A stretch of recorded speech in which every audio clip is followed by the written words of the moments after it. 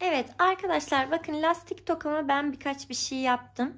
Şöyle böyle bir şeyler yaptım. Şimdi bir tanesini sizle beraber yapacağız. Yaklaşık 3 metre boyunda ipler kestim ve ikiye katladım. Yani bakın şöyle beraber bir toparlayalım bunları. Burada kullandığımız ipin cinsinin hiç önemi yok arkadaşlar. Şöyle lastik tokamı aldım. İsterseniz tel toka ile tekli de yapabilirsiniz. Ben böyle biraz karışık, kalabalık gözüksün sevdiğim için böyle yapıyorum. Şimdi istediğim bir taraftan şöyle geçiriyorum. Bakın. Ve öncelikle şöyle buradan da geçirip tokama sabitliyorum. Şöyle sıkıştırdım. Bu örgüleri de nasıl yaptığımı pratik bir şekilde birazdan göstereceğim. Bakın bunları şöyle gösterecek olursak şöyle bir şey yaptım. Bunu böyle bir şey yaptım. Şimdi bu benzer şekilde nasıl yaptığımı burada da göstereceğim. Şimdi burada siyah ipimle başlamak istiyorum. Şu iki tane siyah ipimi ikiye katladık ya, her ipten iki tane olmuş oldu. Şöyle ayırdım. Başlangıç adımımda ipimi sabitliyorum. Şöyle soldan tutuyorum. Şöyle geçirdikten sonra buradan şöyle düğüm gibi bu boşluktan ipimi geçiriyorum ve sıkıştırıyorum. Şöyle yukarıya da itiyorum. Başlangıcı yapmış olduk. Şimdi şunlarla işimiz yok. Şöyle alalım. Şimdi burada bu siyah ipi şöyle sıkıca etrafından doluyorum.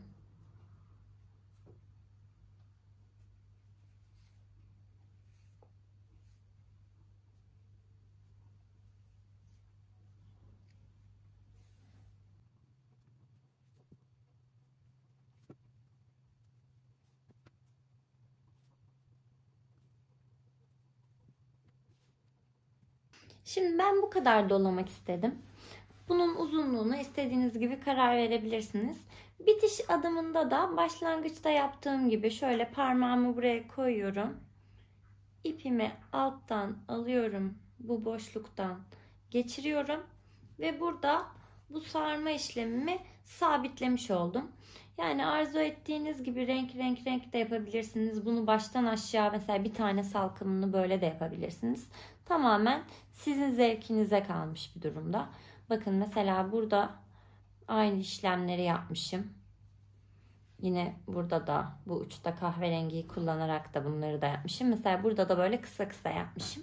Şimdi iki renk kullanmak istedim. İki rengi de nasıl yapıyorum? Yine bu sefer siyahla kırmızıyı kullanmak istedim.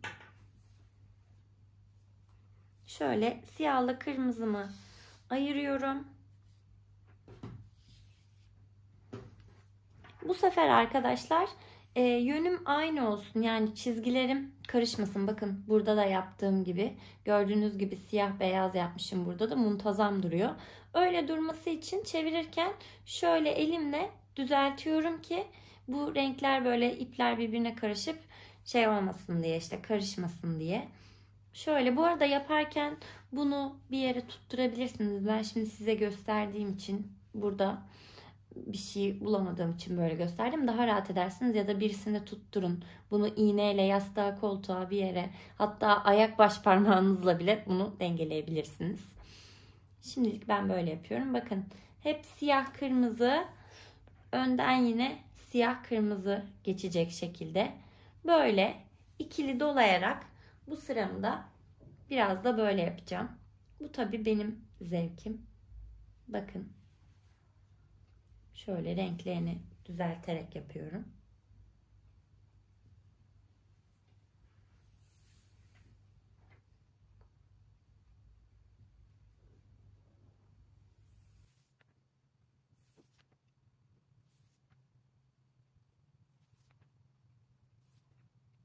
Bakın yine bitiş adımında aynı şekilde parmağımla buradan düğümün içinden ipimi geçiriyorum ve sabitliyorum. Şöyle Bunu aynı şekilde 3 renkle de yapabilirsiniz. 3 renkle yaptığınızda da buradaki gibi bir görüntü elde edersiniz arkadaşlar. Şimdi son olarak da şu çaprazlama işlemini göstereceğim. Çaprazlama işleminde de bu sefer hangisini kullanalım? Şu mavilerle dolayalım. Şöyle ayırayım. Çaprazlamayı da kahverengi olsun ya da beyaz olsun. Şu beyazı ayırdım. Şimdi bu beyazı yukarıya atıyorum. Bu sefer hiç yokmuş gibi. Şöyle. Maviyi ilk siyahta yaptığım gibi normal doluyorum.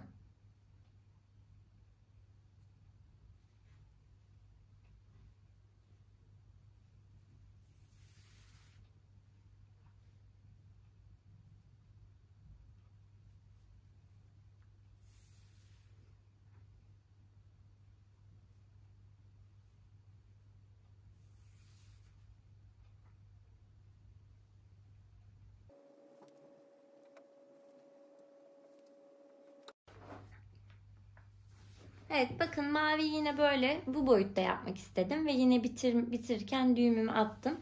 Şimdi bunları böyle tutuyorum karşılıklı. Çapraz geçirerek etrafından şöyle aşağı kadar şöyle doluyorum. Yine isterseniz bunları da farklı renklerde, farklı 2 renkle ya da 3-4 tane ipi farklı dolayarak da üzerinden yine farklı desenler oluşturabilirsiniz.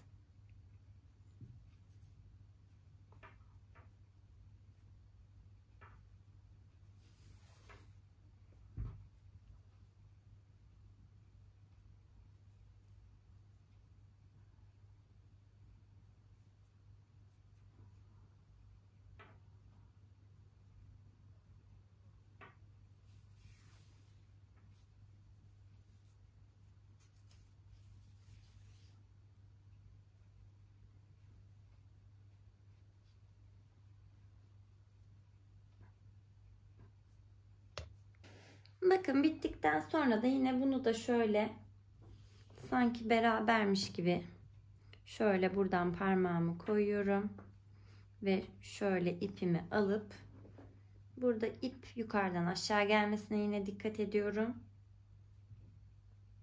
ve düğümleyerek bunu da bitiriyorum. Bu arada bu dolama işlemlerini falan yaparken isterseniz iplerinizden boncuklar falan geçirerek de yapabilirsiniz. Öyle de gayet güzel oluyor. Şimdi 3 farklı modelde göstermiş oldum. Ben burayı bir tamamlayayım. Sonra şu uçlarını nasıl yaptığımı da göstereyim. Bakın devamında da ben şöyle kısa kısa şöyle beyaz kahve ve beyaz doladım. Sonra da beyaz kahve kırmızıyı üçlü doladım. Finalde de yine sabitlememi yaptım ama bütün ipler daha sabit gözüksün diye şöyle bir düğüm atıyorum.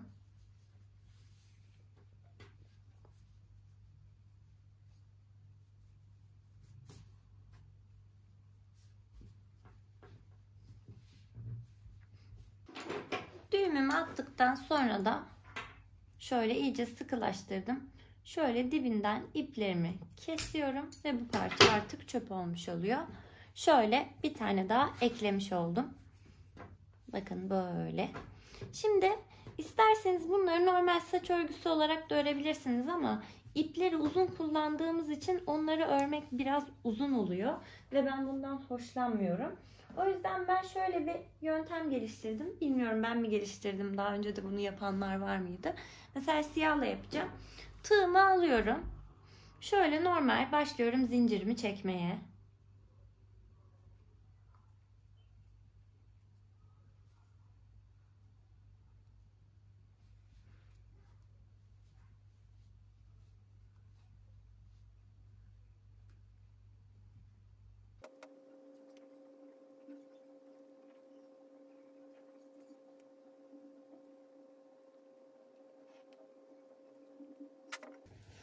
Bakın zincirimi çektim şöyle uzunlukta. Şimdi Tokamı alıyorum. Şöyle tokanın altından üstünden geçirip buraya sabitliyorum ve zincir çekmeye devam ediyorum. İkili saç örgüsü gibi sarkıtmış olacağım etrafında. Bakın, saç örgüsünden çok da farklı değil. Tek tek böyle örmekle uğraşmak yerine bu yöntemi de deneyebilirsiniz.